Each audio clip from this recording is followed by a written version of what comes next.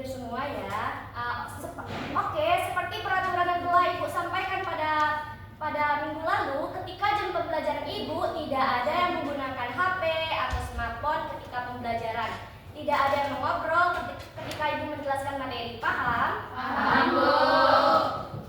Oke, sebelum Anda semua masuk ke materi lebih dalam, Ibu mau Anda semua pegang dada kiri Anda.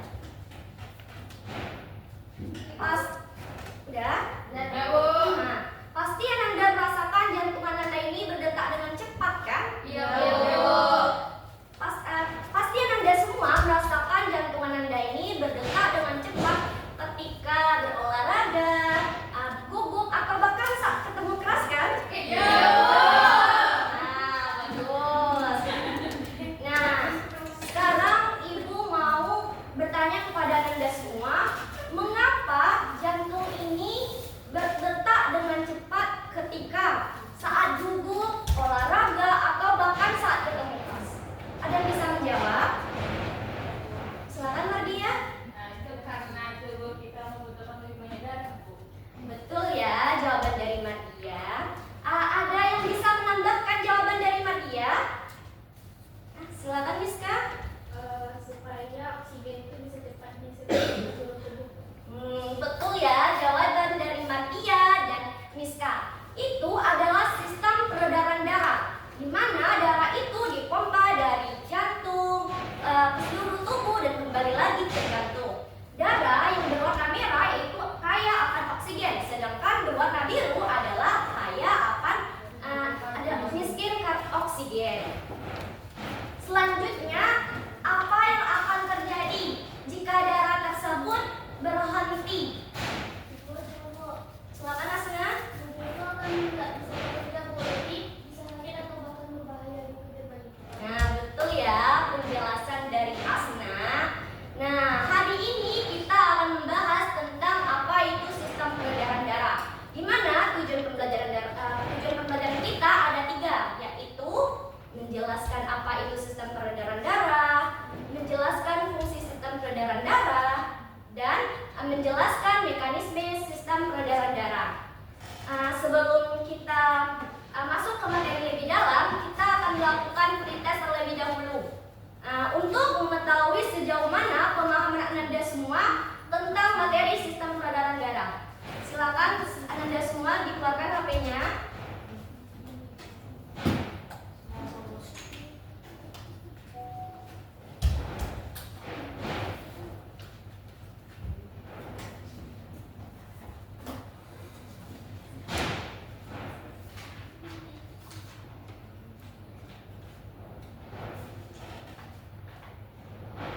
Silakan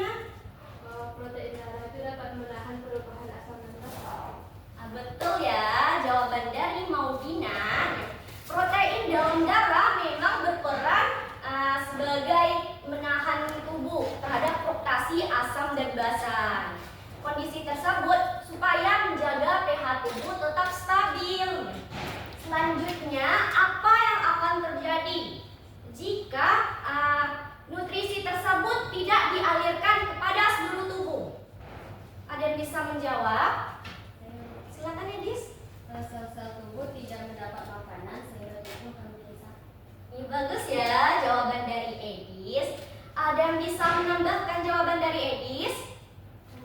Silakan Divya. Gas sistem metabolisme yang menumpuk di tubuh dan itu bisa menjadi racun bagi sel. Bagus ya jawaban dari Divya dan Edis. Jawabannya sudah tepat. Di mana setiap sel ini mengangkut nutrisi dan sisa metabolisme tersebut akan menumpuk. Dan kondisi tubuh kita itu akan menurun dan organ-organ tersebut tubuh akan terhambat. Selanjutnya yaitu sistem peredaran darah, mekanisme sistem peredaran darah, di mana sistem peredaran darah memiliki dua sifat. Pertama yaitu sistem tertutup, kedua yaitu sistem ganda.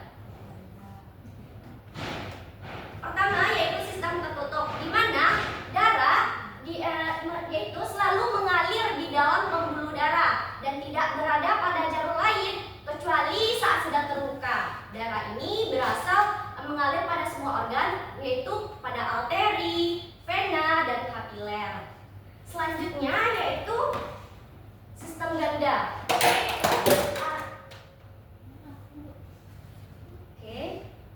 Darah ini harus melewati jantung sebanyak 2 kali dan menyelesaikan satu siklus peredaran darah lengkap. Pertama yaitu darah mengalir dari jantung ke paru-paru, yaitu dan kembali lagi ke jantung, yaitu yang dinamakan sirkulasi pulmoner. Selanjutnya darah dari jantung ke seluruh tubuh dan kembali lagi ke jantung, dinamakan dengan sirkulasi sistematik.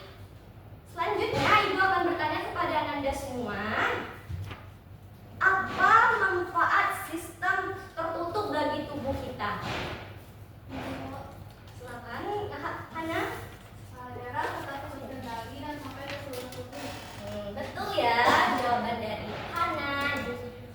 Ini adalah sistem tertutup ini memungkinkan aliran darah tetap terjaga, tekanan terjaga, dan nutrisi dan oksigen tersebut sama untuk kebutuhan tubuh sesuai dengan kebutuhan tubuh kita. Selanjutnya yaitu Ibu akan beri pertanyaan selanjutnya, yaitu apa resiko jika sistem peredaran darah tersebut tidak tertutup? Ada yang bisa menjawab? Ibu kasih dulu ya. Di mana darah tersebut mengalir di luar pembuluh darah. Di luar pembuluh darah, tetapi di luar pembuluh darah ini tidak sampai pada organ-organ itu. Bagaimana kondisi jika darah tersebut tidak sampai kepada tubuh? Tidak bisa menjawab? Silakan Mudina. Oh, jadi sel itu tidak mendapat oksigen dan nutrisi ya, Bu? Betul ya. Sistem peredaran darah manusia harus bersifat tertutup karena itu sangat penting, karena jika darah keluar tidak akan tubuh kita ini berjalan dengan maksimal, berfungsi untuk menjaga tekanan darah dan mengangkut nutrisi dan oksigen yang diperlukan oleh tubuh kita. Materi selanjutnya yaitu sistem peredaran darah terbagi atas 2, yaitu peredaran darah besar dan peredaran darah kecil. Ya.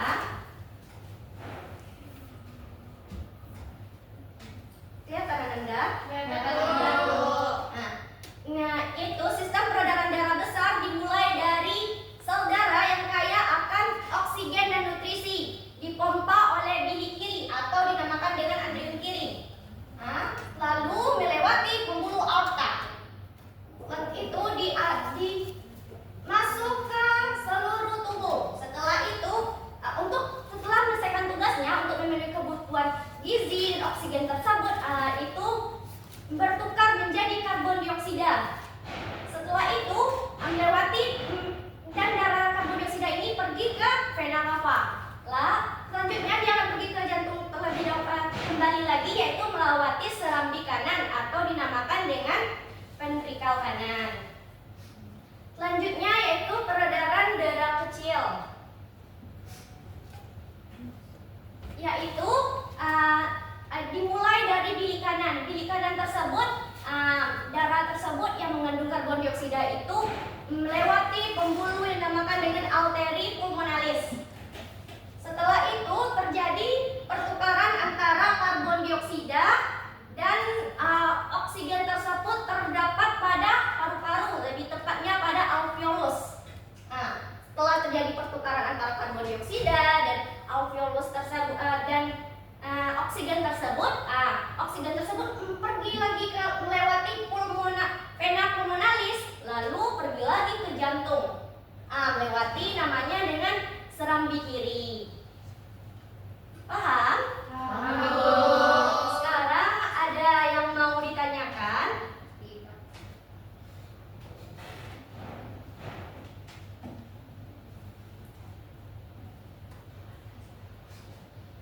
Ibu, silakan Zenia.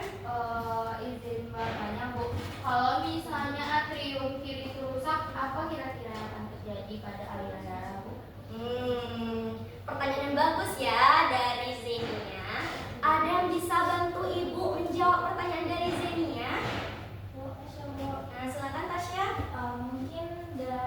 Mungkin darah dari paru-paru itu tidak bisa masuk ke jantung lagi Bu. Betul ya, jawaban dari Tasya dan Zenia. Beri tepuk tangan untuk Tasya dan Zenia. Akibatnya darah yang kaya oksigen tersebut akan menumpuk di paru-paru. Itu sebabnya penting bagi kita menjaga kesehatan jantung. Selanjutnya adalah kegiatan diskusi kelompok. Ibu akan membagi Anda semua menjadi 4 kelompok. Di sini kelompok 1 ya. Kelompok di sini kelompok 2. Iya, ini 1, 2, 3, 4. Kelompok 3, kelompok 4 yang di belakang. Ya.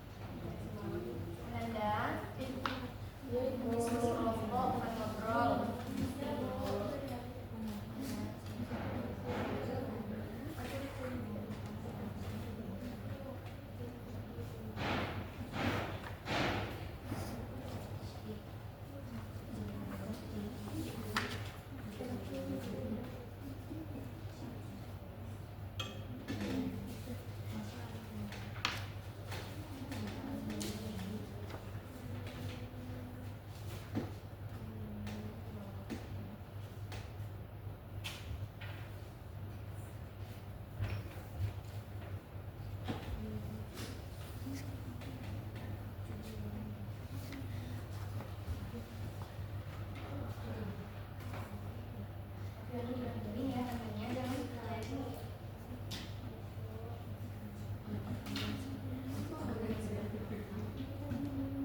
Kira kenapa buka HP? Kan tadi di awal ibu udah bilang nggak boleh buka HP.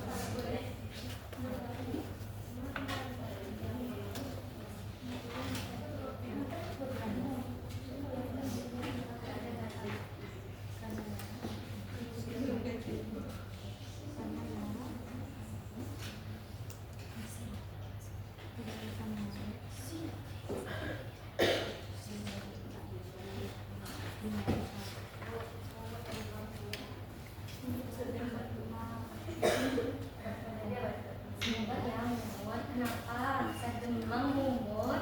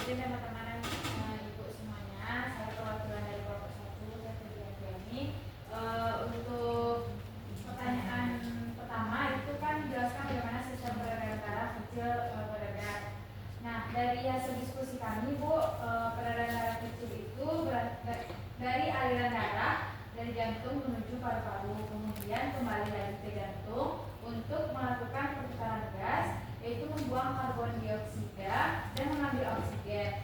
Nah, kalau peredaran darah besar itu aliran darahnya itu dari jantung menuju ke seluruh tubuh dan kembali lagi ke jantung untuk mendistribusikan oksigen dan nutrisi ke seluruh tubuh. Mungkin itu saja. Bagus ya jawaban dari kelompok 1. Ada yang bisa menambahkan jawaban dari kelompok 1? Silakan kelompok 2. Baik, izin Bu, sebelumnya saya Netra dari program kelompok 2. Jadi peredaran darah kecil itu dimulai dari bilik kanan lalu ke paru-paru dan kembali ke saraf kiri. Sementara itu peredaran darah besar itu dimulai dari bilik kiri menuju seluruh tubuh, kemudian kembali ke serambi kanan. Nah, jadi arah alirannya itu juga berbeda. Bagus ya jawaban dari kelompok 1 dan kelompok 2. Beri tepuk tangan untuk kelompok 1 dan kelompok 2. Jadi peredaran darah besar itu dimulai dari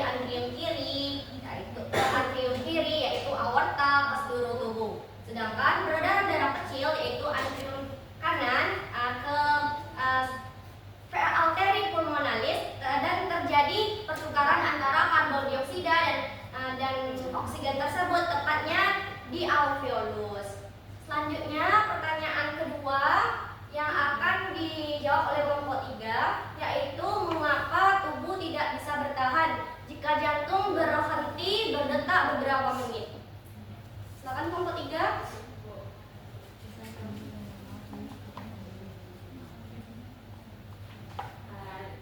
Dari yang diskusi kami Bu, pertanyaan mengapa tubuh tidak bisa bertahan jika jantung itu berhenti berdetak selama beberapa menit, itu karena jantung berfungsi memompa darah ke seluruh tubuh. Jika jantung berhenti, maka aliran darah yang membawa oksigen dan nutrisi juga berhenti, sehingga sel-sel tubuh tidak bisa mendapatkan energi yang diperlukan untuk bekerja. Akibatnya, organ-organ penting seperti otak, hati, dan paru-paru mulai terganggu fungsinya, dan dalam beberapa menit sel-sel mulai mengalami kerusakan dan proses kehidupan tidak bisa berjalan lagi. Betul ya. Ada yang bisa menambahkan jawaban dari kelompok 3? Ya.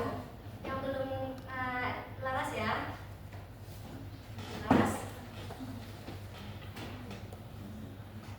Baik Bu, Yang bisa berdiri laras.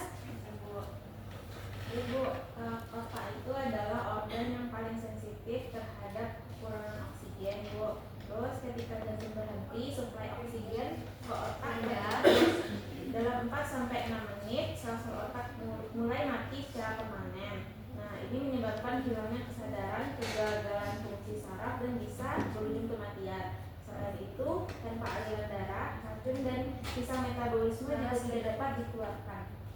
Ananda, tolong diperhatikan temannya menyampaikan jawaban. Baik, Bu. Lanjut laras. Nah, selain itu, tanpa aliran darah, racun dan sisa metabolisme juga tidak dapat dikeluarkan dari sel, sehingga mempercepat kerusakan jaringan tubuh, Bu. Bagus ya, jawaban dari kelompok 3 dan kelompok 4. Beri tepuk tangan untuk kelompok 3. Jadi, jaringan tubuh itu bersifat kimia, tergantung pada respirasi sel yang membutuhkan oksigen. Jika sirkulasi tersebut berhenti, tubuh tidak hanya kehilangan oksigen, tetapi akan terganggunya tekanan darah, suhu tubuh, bahkan kehilangan elektrolitnya. Selanjutnya, pertanyaan ketiga akan dijawab oleh kelompok 2, yaitu jelaskan mengapa gangguan sistem peredaran darah seperti penyumbatan ini berakibat fatal bagi tubuh. Silakan kelompok 2. Ananda, yang lucu di situ. Silakan Miska. Baik, saya perwakilan dari kelompok 2. Pertanyaannya, jelaskan mengapa gangguan pada sistem peredaran darah seperti penyumbatan dapat berakibat fatal bagi tubuh. Nah, karena darah tidak bisa mengalir dengan lancar. Ananda, ada yang lucu Hanifah dari tadi Ibu udah bilang Ananda. Hanifah, Mardia, ada yang lucu?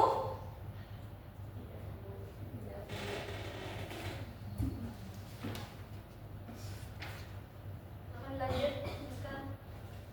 Karena darah tidak bisa mengalir dengan lancar, sehingga sel-sel tubuh tidak mendapatkan oksigen yang berisikan cukup. Sekian jawaban dari kelompok ini.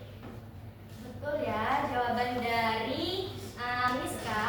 Nah, selanjutnya ada yang bisa menambahkan jawaban dari Miska? Kelompok 2. Silakan di kelompok 3. Baik, di sini saya akan menambahkan jawaban dari kelompok 4, yaitu pertanyaannya, jelaskan mengapa gangguan pada sistem peredaran darah seperti penyumbatan dapat berakibat fatal bagi tubuh. Nah, jawaban dari kelompok kami itu yaitu selain dari jawaban kelompok 2 tadi, dan sisa metabolisme ini tidak bisa dibawa keluar dengan baik sehingga menumpuk dan bisa meracuni sel-sel tubuh. Nah, betul ya, jawaban dari kelompok 2 dan kelompok 3 dapat Ibu simpulkan jika kondisi gangguan kesehatan ini mengalami penyumbatan, yaitu akan meningkatkan tekanan pada area tertentu. Misalnya bisa terjadi penyumbatan pada pembuluh darah atau serangan, akan menyebabkan serangan jantung atau stroke. tidak hanya kehilangan sistem metabolisme tubuh, tapi mengganggu sistem yang ada pada tubuh kita. Selanjutnya pertanyaan terakhir akan dijawab, yaitu jelaskan mengapa pola makan terhadap kesehatan sangat berpengaruh terhadap sistem peredaran tubuh. Yang akan dijawab oleh kelompok 4.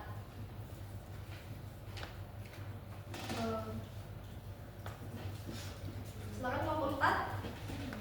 Izin Ibu, saya perwakilan dari kelompok 4. Jadi pertanyaan dari Ibu adalah jelaskan mengapa pola makan dapat mempengaruhi kesehatan sistem peredaran darah. Karena makanan yang tidak sehat bisa menumpuk dan lemak di pembuluh darah, sehingga aliran darah itu terganggu. Bagus ya jawaban dari kelompok 4. Ada yang bisa menambahkan jawaban dari kelompok 4? Bu, silakan kelompok 1.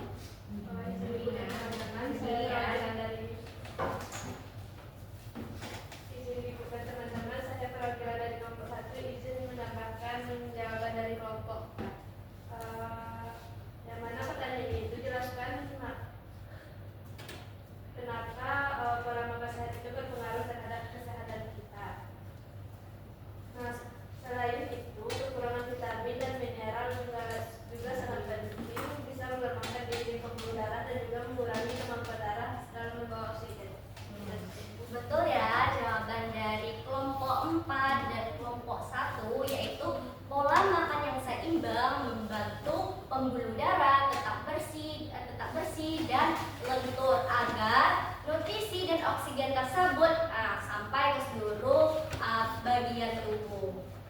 Oke. Dapat Ibu simpulkan dari hasil diskusi kita tadi, yaitu sistem peredaran darah ini ada dua, yaitu sistem peredaran darah besar dan sistem peredaran darah kecil yang saling bekerja sama. Itu pentingnya bagi kita untuk menjaga pola makan yang sehat agar tidak terjadi gangguan sistem peredaran darah. Jika terjadi gangguan sistem peredaran darah, bahkan akan menyebabkan gangguan seperti serangan jantung, stroke, bahkan pembuluh darah Anda ini bisa pecah. Sekian pembelajaran kita. Ada yang bisa menyimpulkan ke kegiatan pembelajaran kita? Silakan Nadia. Baik Ibu, adapun hari ini dapat kita simpulkan dari pembelajaran itu di mana sistem peredaran darah itu berfungsi untuk mengangkut oksigen, nutrisi, hormon dan juga membawa sistem metabolisme untuk dibuang. Di mana sistem ini itu bekerja secara tertutup dan ganda agar aliran darah bisa lancar dan bisa mencapai seluruh tubuh. Peredaran darah besar ini mengalirkan darah kayak oksigen dari jantung ke seluruh tubuh, sedangkan peredaran darah kecil itu membawa darah ke paru-paru untuk pertukaran gas. Jika terjadi gangguan, misalnya kerusakan pada bagian jantung atau pembuluh darah, maka tubuh bisa kekurangan oksigen dan nutrisi sehingga organ-organ tidak bekerja dengan baik. Sekian kesimpulan saya, Bu. Bagus ya kesimpulan dari Mardia. Terima kasih ya Mardia. Dapat Ibu simpulkan sistem peredaran darah itu memang sangat penting bagi tubuh kita. Nah, selanjutnya kita lanjut ke postes ya.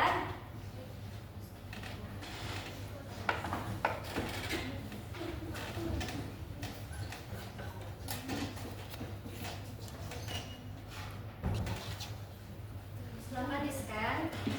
Postes ini sama dengan